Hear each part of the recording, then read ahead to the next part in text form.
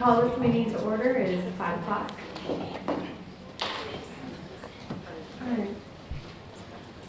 We're going to start with the Pledge of Allegiance. Mr. Boardroom, can you lead us in the pledge, please? Pledge allegiance to the flag of the United States of America and to the republic for which it stands, one nation, under God, indivisible, with liberty and justice for all.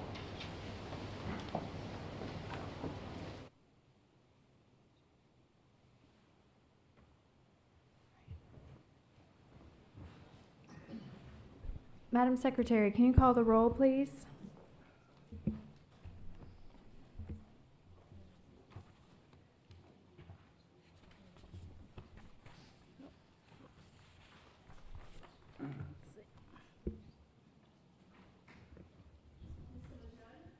Here. Here.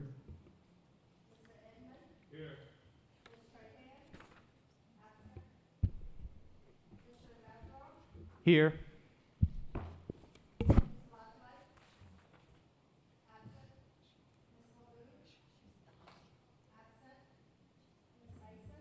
Here.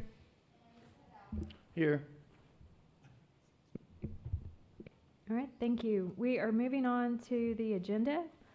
Item 2.1, public hearing on district discipline policies and discipline matrix / student code of conduct for the 2026-2027 student parent handbook. I'm going to turn this over to Dr. Moore. Thank you. Thank you. Good evening, Madam President and members of the board. The Discipline Policy Review Committee recently met to discuss the recommended revisions to the student discipline policy, the student code of conduct, and the discipline matrix. These recommendations were developed through a collaborative review process and are based upon one or more of the following factors: either clarification of existing discipline codes and their appropriate usage, updates required as a result of recent legislative acts, or adjustments that stem from situations that we've encountered during this school year. We also have PBIS and MTISS on each campus, which is a framework used to improve student behavior, school climate, and academic outcomes by teaching students the reinforcement positive behaviors before they get to the point of a major referral.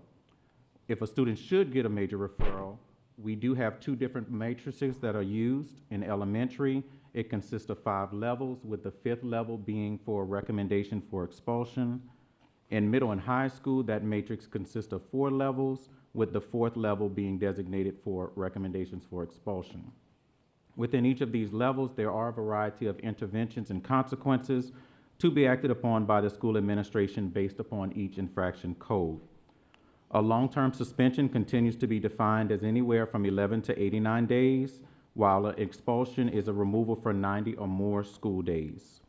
The specific recommendations for your consideration are outlined on the attachment of the agenda item. At this time, we respectfully submit these recommendations to the board.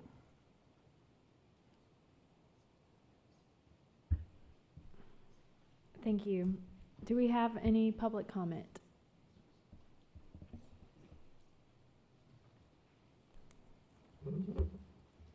Thank you. Please state your name. Yes.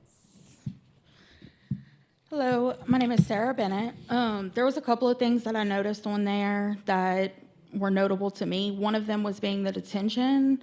There was language added for it to be held off-campus. Detention and Saturday detention are separated. Detention is outside of school hours, so you're looking at before or after school detention.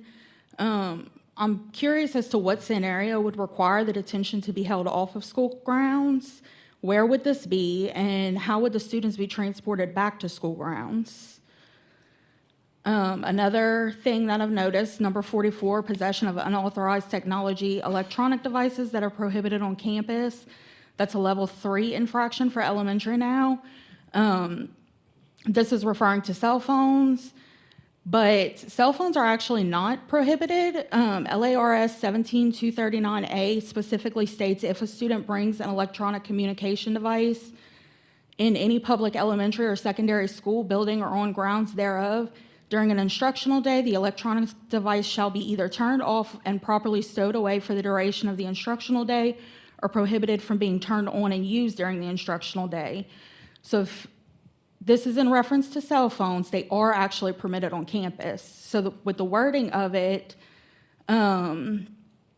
parents would be able to come back and say it is in fact prohibited. So if you reword it to say the usage of unauthorized technology, electronic devices, that would be a way to combat that argument from parents.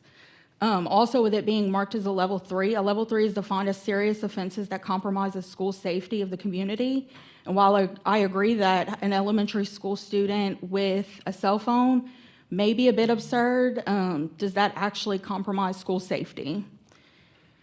The third thing was crimes of violence, and I understand that the anger management requirement has to be added with new legislation, and I actually agree with that. I support that. It's offering students tools to deal with their emotions that do not result in violence, and it's also normalizing mental health care. Kids are kids. There's no such thing as a bad child. They are learning children. All of the adults in their lives need to work together to offer them the tools that they need to be responsible, productive adults. Early intervention to these issues will do exactly that. My question to you is, will these classes be offered at La Rosen? If so, how frequently? Will La Rosen be able to offer this on the current A and B day schedule? And will it be able to offer it if the rumors about the program going fully virtual for secondary education are true? While I fully support anger management for these students that commit an act of violence, I also have to recognize the struggles that this will put on our economically disadvantaged families. Offering the program through La Rosen would be an additional resource that LPSS can offer to these students. And at the end of the day, we have to remember that the goal is to provide resources to build the students into responsible, productive members of the community. Pointing the fingers at... Thank you. That's enough. Ms. Reed?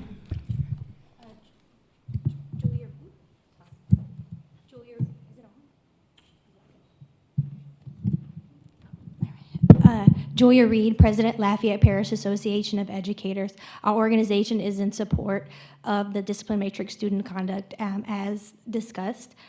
We discussed this at our meeting last night, and we appreciate in the edits that there is a balance of shortening the steps before there is a more serious consequence involved, while also providing more steps such as before after school detention off campus, which preserves instructional time for students. Time out of class is time not learning. And so we do support those changes to the discipline matrix. Thank you. Thank you. Do we have any other public comment? All right, seeing none, do we have any board comment? Yes, Mr. Lejeune? Mr. Moore, could you please answer Ms. Bennett's question about off-campus detention on Saturdays and explain it? Yes, sir. So before it stated before or after school detention, if you notice under cell phones, the second offense, we added a Saturday detention. So the schools still have the ability to do before or after on the true levels, but when it comes to cell phones, those are housed at a separate location on Saturdays. So that's why it says an alternative location. And where will that detention be held? It varies every week, so we move it around the district. Sometimes it's here at the central office. Sometimes it's held at a middle or high school, just to move it around the district and give, really we try to make sure that parents can come and see our schools. So we go to Lafayette High, we go to various schools so that they can see them. That way when the student does come to that school, they'll already be familiar with it. And are there any before or after school detention off campus? No, sir. All right, thank you. Do we have any other board comment? Okay, seeing none, we've reached the end of our agenda and this meeting is adjourned.